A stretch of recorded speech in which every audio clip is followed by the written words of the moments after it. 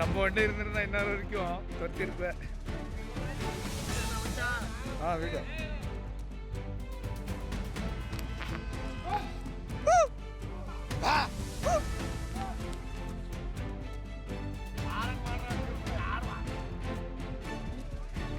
நம்ம வண்டி இருந்திருந்தா இன்னொரு வரைக்கும் தொத்திருப்பேன்.